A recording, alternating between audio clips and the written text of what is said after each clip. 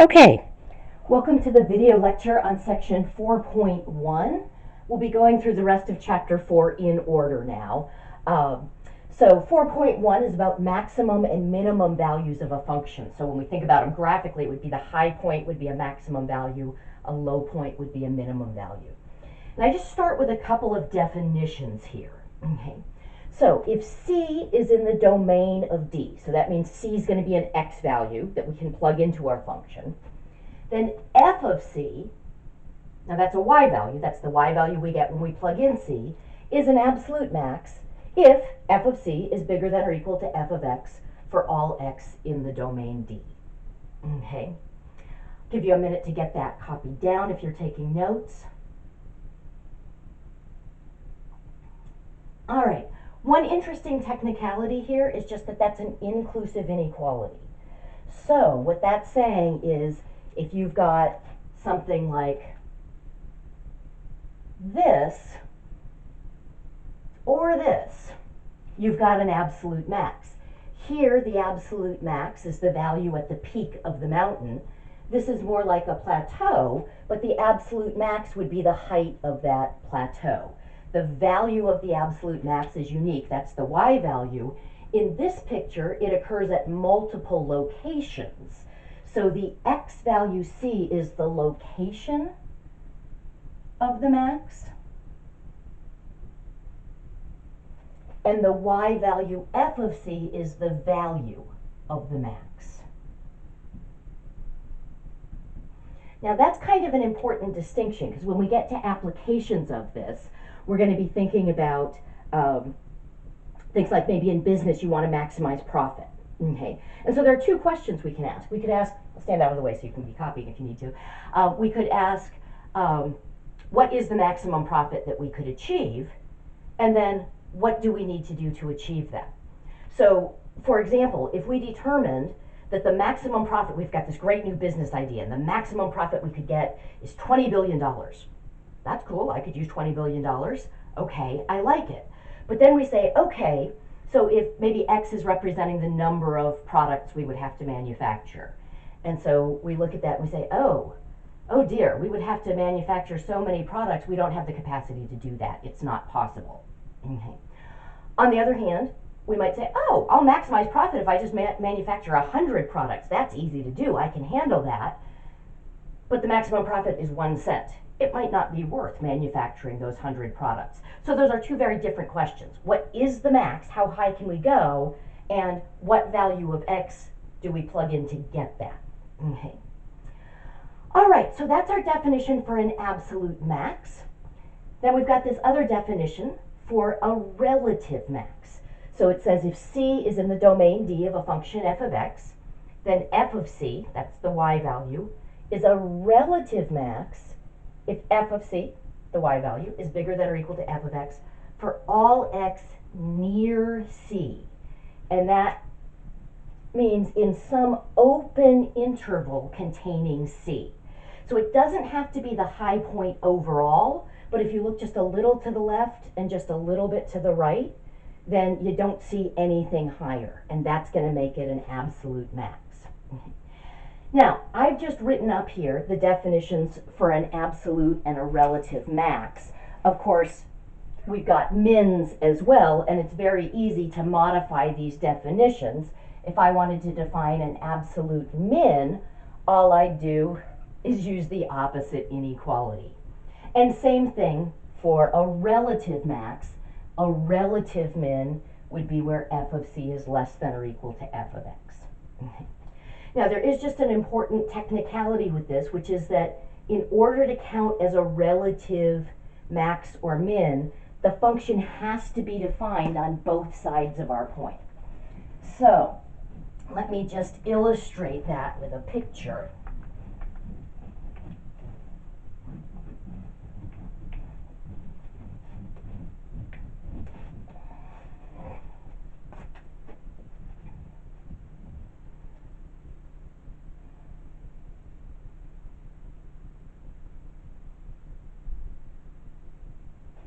Okay, if this is my function f of X, okay, and I take a look at this, right here at this point, I'm just going to call the x value there A. At A, it looks like we have an absolute max. That's the absolute highest point that we have. So A is equal to the location of an absolute max. And the absolute max is f of A, whatever that y value would be. Okay. However, this is not a relative max. Okay. Because in order to count as a relative max, the function has to be defined on either side. That's just a technicality of the definition. If I'm at an end point of a domain, that's a possible location for an absolute max or min. It's not a possible location for a relative max or min. Okay, so let's see. If I look here, this point right here, let's just say the x value there is B. Okay. B would be the location of a relative min. If I look a little to the left and a little to the right, I don't see anything lower down. Okay. So that is definitely the location of a relative min. Doesn't look to me like it's absolute though, because it looks like we've got a lower point over here. Okay. So B is the location of the relative min f of B. Okay. At this point right here, we'll say that x value is C. I'm being very creative in naming my points. If I look a little to the left and a little to the right, I don't see anything higher. So C would be the location of a relative max. And the relative max is f of C. Okay. If I look here, we'll call that D. Okay. That point is going to be both a relative and an absolute min. If I look over the entire domain, I don't see any place where it's lower. If I look just nearby, and I can look a little to the left and a little to the right, I don't see anything that's lower. So D is the location of an absolute and a relative min, which would just be f of D. And then if I look at E, that's nothing special. It's not an absolute max. Oh, I meant for this to be the high point where it ended. It almost looked like it turned. I meant for that to be the sort of the high point of this little journey up here. But that's not an absolute max, because there are definitely places to the left where it's higher, and it doesn't count as an absolute as a relative max, because the function isn't defined to the right. Okay, so for E, we will just write nothing special. Okay, so that just goes through some of the technicalities of the definition. What I'm going to do is I'm going to put a function on the board, and I'm going to ask you to identify the location and value of all the relative maxes and mins and the absolute maxes and mins, if they exist. Okay. Now, as I do this, I'm going to put some tick marks here. Each tick mark is representing one unit. And if I sort of emphasize a point, like I'm going to start right here, okay, I mean for that point to have integer coordinates. So this point would be the point -2, 2. Okay. All right, so let's suppose we've got a function that looks something like this.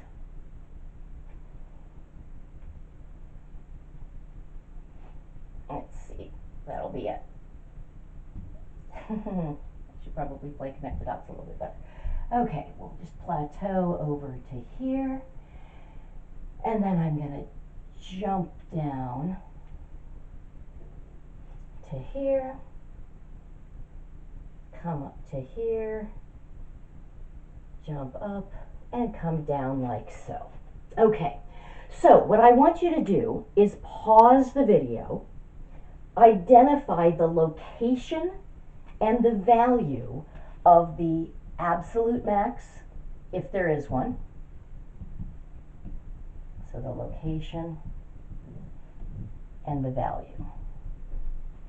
And actually, let's just do this. We'll say here we'll put the absolute max.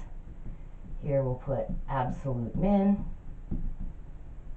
and then here we'll put relative maxes, and here we'll put relative mins. So fill in this table, pause the video, turn it back on, and we'll go over it together. I'm just going to stand still for a moment so that you can pause.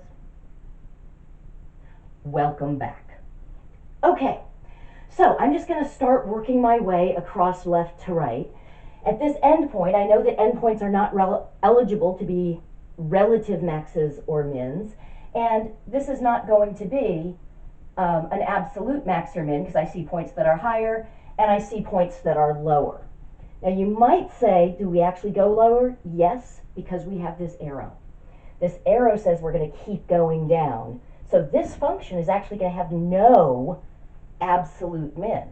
It's not guaranteed to exist, and in this case it doesn't. Okay. All right, so I'm going to just travel across. Looks like that's kind of a special point. That looks like a low point. The x value there is 0, the y value is 1, and that's not an absolute min, we said, but, sorry, I lost my train of thought there for a second. Okay, that's not an absolute min, but it is a relative min. Okay, so at 0, 1, we have a relative min. Okay. Next points that look interesting are sort of this plateau. Okay. So if I look at this plateau, that's at a y value of 2. Now that's not going to be an absolute max because there's stuff over here that's higher. Okay.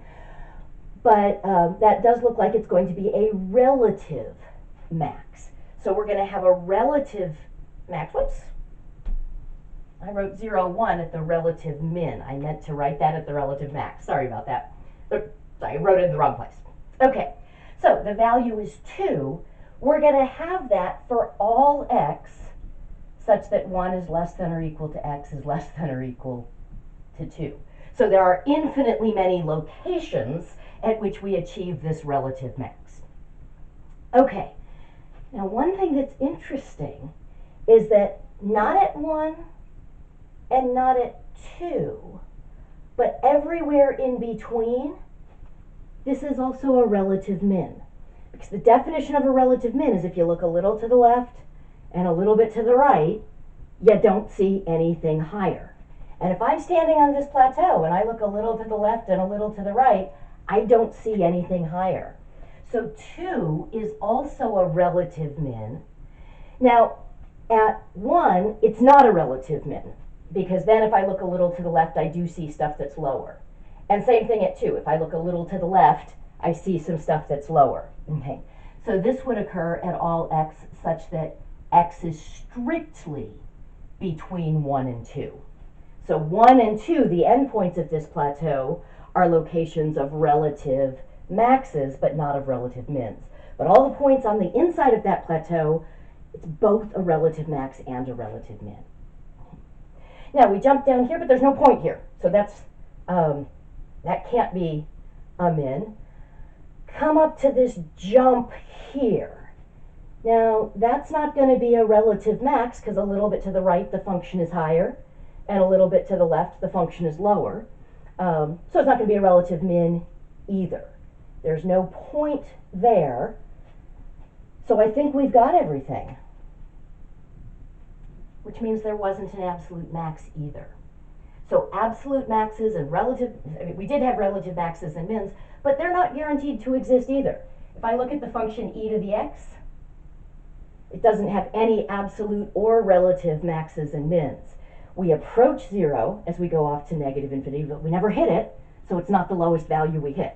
Okay. All right, excellent. So, see you in the next video.